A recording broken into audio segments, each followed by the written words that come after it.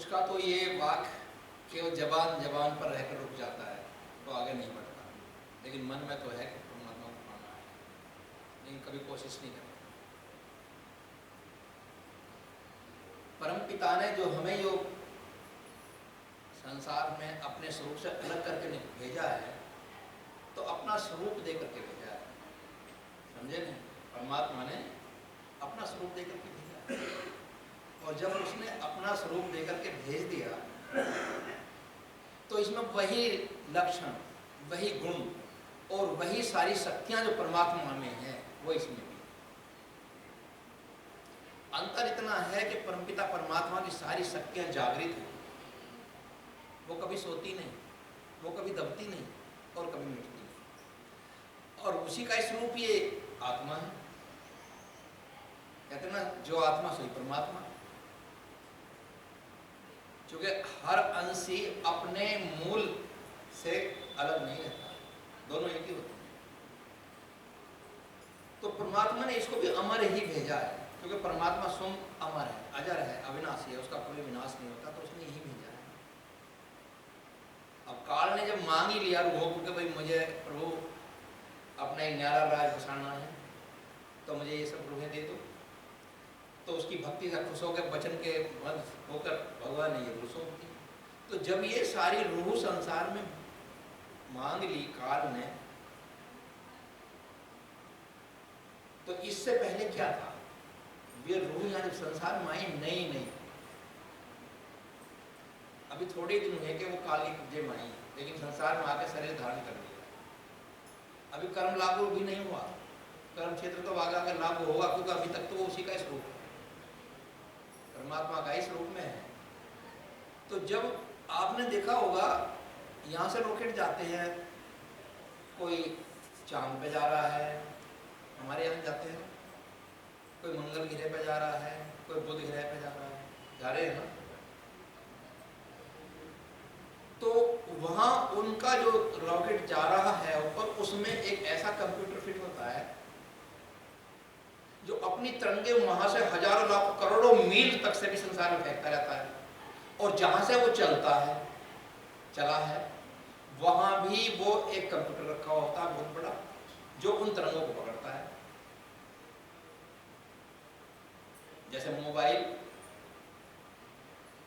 यहां से अमेरिका के लिए मिला लो, तो जिस नंबर पे मिला दिया कोई दूरी नहीं है, फिर यहां मिलने की देर है और वहां से जुड़ने की देर कोई नहीं।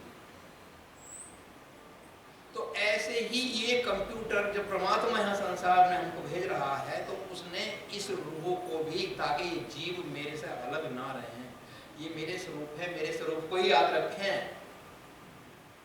तो एक कंप्यूटर इसमें भी फिट कर दिया हर एक रूह के अंदर, जिसे हम कहते हैं अंतःकरण, चित्त बुद्धि और मन जिसके अंदर है, फिट कर दिया। और परमात्मा का जो कंप्यूटर वो अपने आप में परिपूर्ण है, वो कभी कमावेशी में नहीं आता, वो कभी भी न घटता है, ना उसकी कोई ताकत छीन होती है।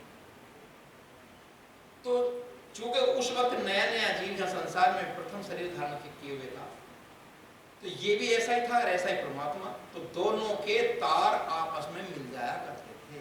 जो बात परमात्मा वहां से जीव के ऊपर डाल रहा है, तो इसका भी चूंकि कंप्यूटर शुद्ध था, तो वो तत्काल ही ग्रहण कर लेता था। और जो इस मनुष्य को यानी इस रूह को या इस आत्मा को जो भी कुछ कहना होता था, वो इसका कंप्यूटर यानी इसका अंतःकरण परमात्मा को वो वाणी भेज देता था। तो दोनों की बातों का आदान प्रदान सही रूप से जुड़ा हुआ था, और जब तक वो जुड़ा रहा तब तक ये इंसान अमर रहा, और जब ये कनेक्शन कटे तो ये दूर होता चला गया। जो कनेक्शन कटता गया परमात्मा से, सब डोरियां छूटती गई परमात्मा से, योगी परमात्मा से तो हर कोई अलग हो गया, और जैसे ही वहां से कटा तो काल ने अपने कंप्यूटर से सबको जोड़ लिया। अब काल की वाणी उतरने लगी इस पर, अब यहाँ वो हो रहा है जो काल चाह रहा है, और काल से ही आप लोगों को बचना है। काल क्या करता है? उसने क्योंकि काल 1.25 लाख जीव रोज खाता है, रोज खाता है। जब वो इतने जीव रोज खाता है तो पेट नहीं भरेगा। एक शरीर है, उस शरीर को कोई काल मार नहीं सकता जो परमात्मा ने यहाँ भेजा था। रूह को जो पहला जन्म देकर के यहाँ भेजा था परमात्मा ने, तो उस पर ये महाकारण शरीर में था ये रूह। उसके बाद फिर कारण शरीर में आया, दूसरा पर्दा चढ़ गया। तो कारण और महाकारण ये काल के कब्जे में नहीं है, इन्हें काल कभी मिटा नहीं सकता, न ही इनके ऊपर उसका कोई प्रभाव हो सकता। तो काल ने अपने यहां कर्म चक्र चला दिया। अब जब कर्म चक्र चला तो कर्म फिर हर कर्म अपना एक प्रतीक तो भी देता है। कर्म हुए और फल होने शुरू हो गए, मिलने शुरू हो गए। उसी में जीव दुखी और सुखी होने लगा। आखिर विवश होकर किसकी एक और रचना का निर्माण हो गया शरीर की, जिसको कह दिया मानव शरीर। अब इसमें मन प्रबल हो गया। अब तक कारण और महाकारण में आत्म बल प्रबल था, जो आत्मा चाहती थी वो होता था। अब मन प्रबल हो गया, मनुष्य शरीर मिला, तो अब जो मन चाहेगा वो करेगा। मन हमेशा सतोगुणी, रजोगुणी, तमोगुणी, यानी कितनी चीजों में घूमता है, तो जैसे रंग में घूमेगा वैसा ही होगा। ये वैसे हो जाता। मन भी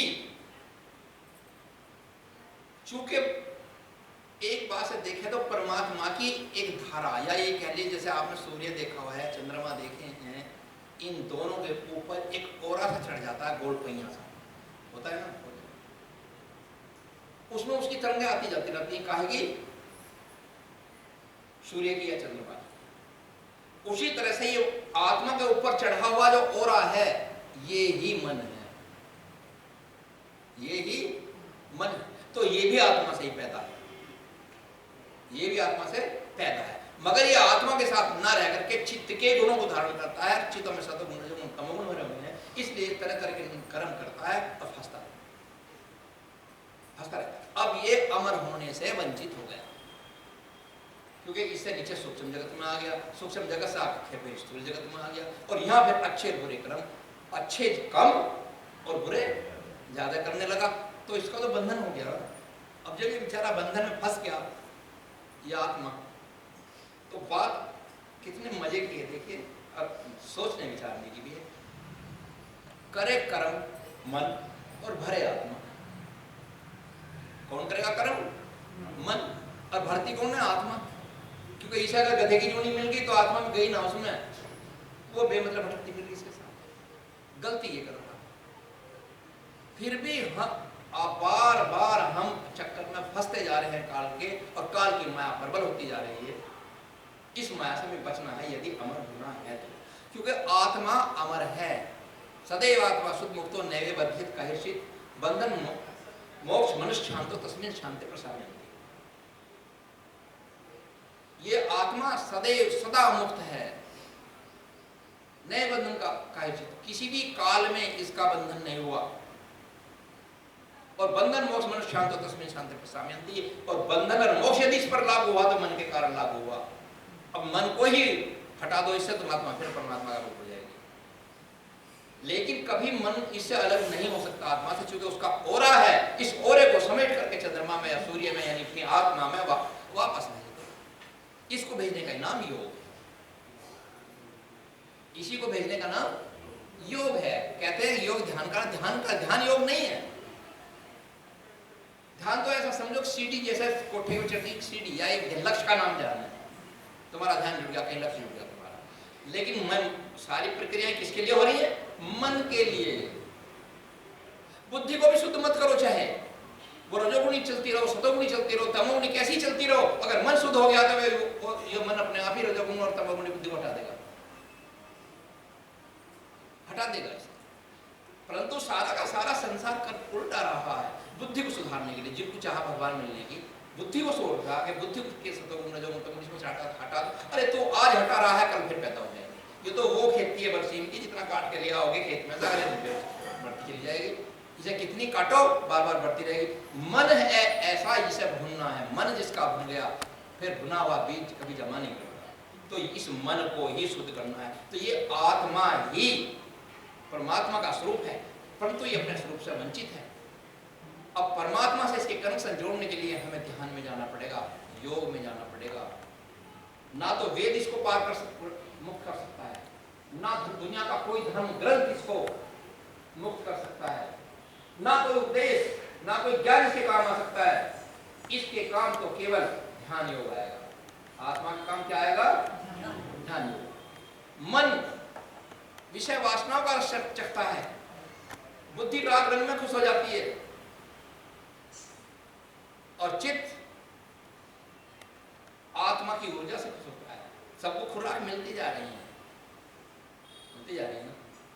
आत्मा की गिजा क्या है? आत्मा की खुराक क्या है? आत्मा क्या चाहती है? वो अमृत चाहती है, क्योंकि वो अमृत का पुत्र है। परमात्मा अमर है, अमृत है, तो ये उसका पुत्र होने की वजह से, आत्मा परमात्मा का पुत्र होने की वजह से, या अंश होने की वजह से, ये उसका सजातीय रूप है, वो सोम अमृत स्वरूप, तो ये भी अमृत पढ़ना चाहती है। तो इसे आत्मा को अमृत पिलाओ, यदि तुम्हें अपनी आत्मा को अमर करना है, काल के जाल से बचाना है और इसे मुक्ति दिलानी है, तो क्या अमृत पिलाओ। और अमृत हमेशा ध्यान से पैदा होता है, ये किताबों में नहीं बिकता, ये किसी भजनों में, राग रंगों में, या किसी गुरुओं के उपदेश में नहीं मिलता। गुरुओं के उपदेश में केवल आपके मन को शुद्ध करने का ज्ञान मिलेगा, आपको वैराग्य और भक्ति मिलेगी, लेकिन ध्यान गुरुओं में नहीं मिलेगा। गुरु उसका रास्ता बताएगा, वो तुम्हारे अंदर मिलेगा। तो तुम अपने अंदर को खोजो। जिसने अपने अंदर को खोजा वो परमात्मा से मिला, और जिसने अपने अंदर को नहीं खोजा, दुनिया भर के धर्म ग्रंथ तो लेके गए, बोझ लद के गया, यहां से तार के